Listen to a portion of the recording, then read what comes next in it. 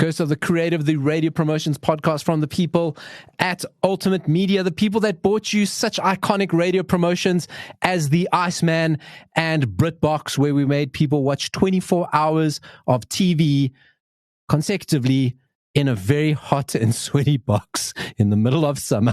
And I think we fed them once. And Ricky was the Iceman. What we do in this radio promotions podcast is we come up with ideas.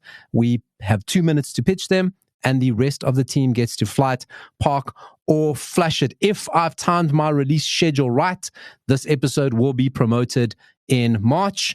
But if you subscribe and listen, you get all episodes as we drop them all at the same time, because I am kind of forgetful. In the hot seat this week is Bongani. Basically, what I was trying to do there is make sure you subscribe so you can get the latest episodes.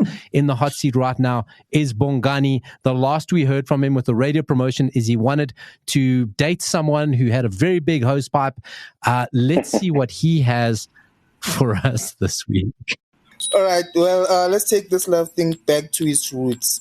Remember the days when we used to send love letters to our crushes or girlfriends in school? Well, we asked listeners to send us love letters to their significant ones, their crush, or either themselves if they are single.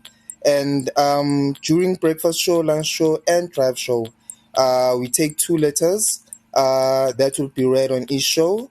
And then listeners will be then given a chance to call in and vote for their best love letter. The one who reaches the 3 votes first will be awarded as the winner. The winner will then be asked to share who exactly the letter was directed to live on air, and then they'll be awarded their prize. So yeah, that's me. Are these new love letters that have been written for this, or old love letters? If you still have saved your old love letters, yeah, you can use them. But then normally it would be new love letters. Nick, do people, I mean, you're around the youth. You're a host on a youth radio station. Do young people still write love letters? I'm a lover myself. So when it comes to love letters, I be writing. You know what I'm saying?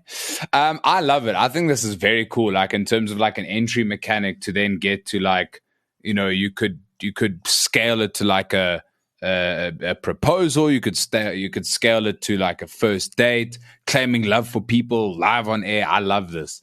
I'm going to park it. The only reason why is because I just wanted more. I wanted more info in terms of like the prize. Like I love like the beginning of it, the love letters being written, being read out on air, getting voted for, etc. But what's like the big payoff? You know what I'm saying?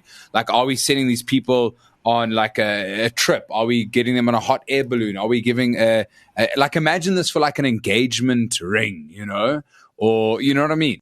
What I love about Nick's feedback was it was like most of the love letters I used to get in school. I really appreciate your love letter. You have fantastic writing. I appreciate that you sprayed some of your Aramis cologne on it, but I'm not really looking for a relationship right now. Fifths, what are we doing with that one? I think it's cute. And like you said, we're taking it to the basics, things that people don't really do anymore. So I'm finna flight it. Ricky? I'm gonna park it. I think it is a cute idea, and it's sort of, you know, you're going back to basics, and there is a lot to do with it. Like, I think maybe you should have these people reading their love letters and maybe like producing them with a whole bunch of like if it's highly produced and stuff with like lovey music, sad music, depending on the content of the stuff. I think there's something there, and definitely something that people can relate to. And I think, yeah, the more pornographic, the better. And Justin, listen, I know you've been quite lost through this whole thing because what is a love letter? I've never received one of these things. But if you could relate, what would your feedback be? It's not so much what is a love letter. For me, I'm gonna flush this purely and simply because, Bongs, I don't think you've ever gone to a post office in your life in South Africa. We don't have a working postal system, so I don't know how we're going to post the letters to the radio station. Email to me. No, then it's not a love letter. Then you're typing it. No, then it takes away the whole like the sentimentals. No, Then why don't I just send you a WhatsApp text message to the radio station, and then it's taking out the whole love part of it and love letters. I don't know how the love letters are going to get physically from the person to the radio station, and if you don't have the physical love letters, then we might as well just send a WhatsApp message, and then it kind of loses it all. I hate to agree with an Arsenal fan, but I mean, that was my concern as well. Is like people don't write love letters. And I didn't even get into like, how do they get to the station? But it's just like, is this something people actually do relate to? It could be funny if it's a more older station and you find your old love letters. But yeah, Justin does have a point. Don't hate the man. Hate the fact that we can flush ideas down the toilet. We didn't design this game. We spoke about the tyrants a few weeks ago. They did. We just got to live with his evil mandates. This is Kurt of The Creative. If you've not subscribed yet, you're making baby Jesus cry.